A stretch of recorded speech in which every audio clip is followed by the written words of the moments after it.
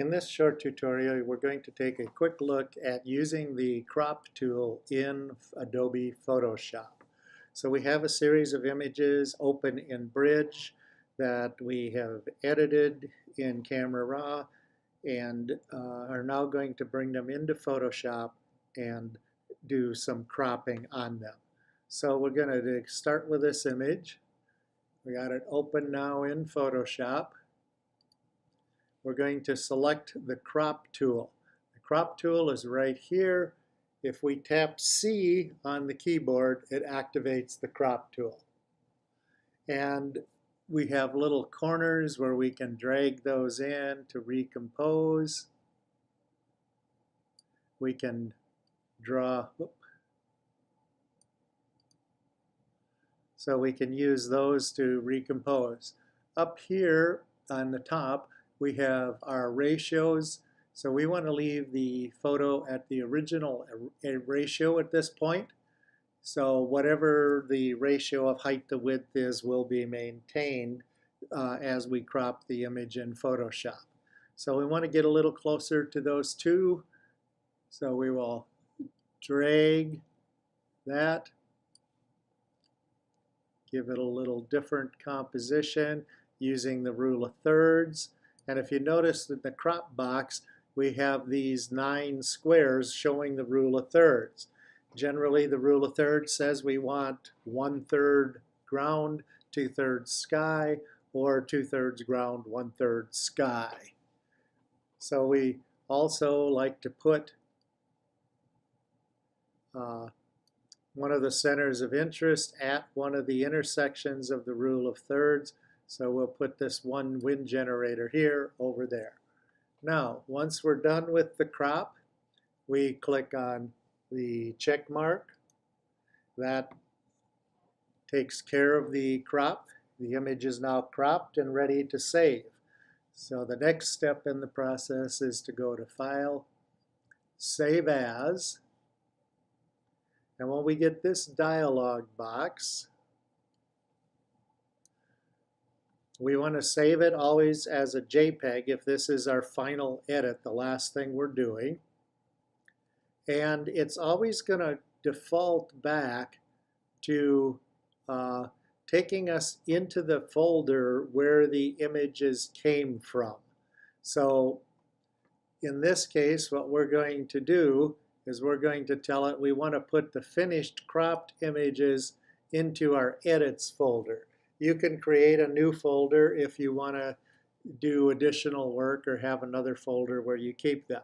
But just make sure that you set it up so it goes within your project and you can find it later. And you know that in this particular folder are the ones that you edited.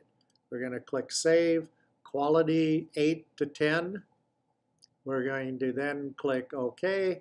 The image will save. Now, once the image is saved, we're going to go and close that image. Now, here's where something interesting will happen. It closes.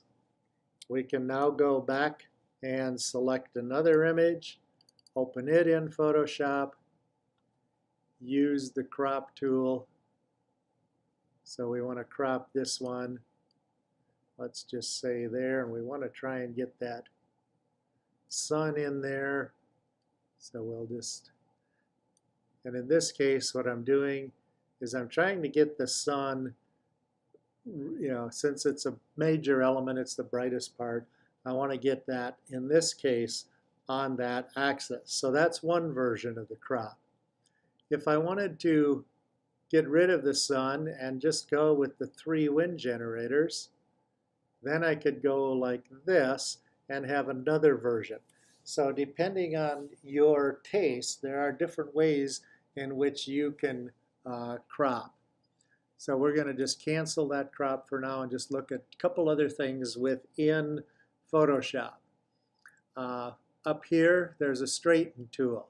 I click that, and then I can drag that line and an area I want to be straight, click on it, and it'll adjust so that that image looks level. We also have up here our grid controls. So we have the rule of thirds selected. There's other grids we can select if we want to use something different. There's different choices we can make up here if we wish to make some changes to the way the program looks.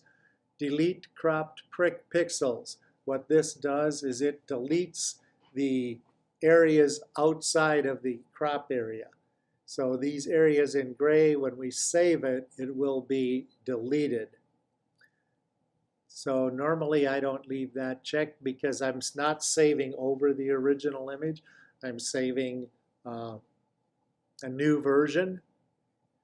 Content aware cropping. This gets interesting. So I'm going to take this crop and I'm going to drag it out here like that. Well, I got this white area here that I've included. Well, there's nothing there if I were to just save it as is. So with content aware crop, watch what happens.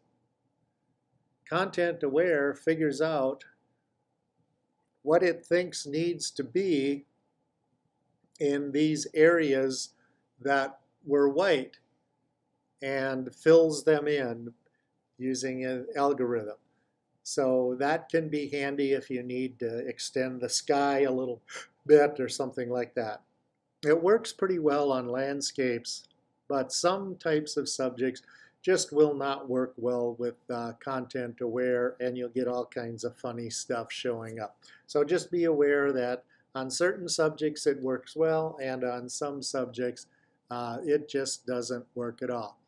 So save your cropped images and upload them or print them, whatever your final use is for that file. So this is a brief overview of using the Photoshop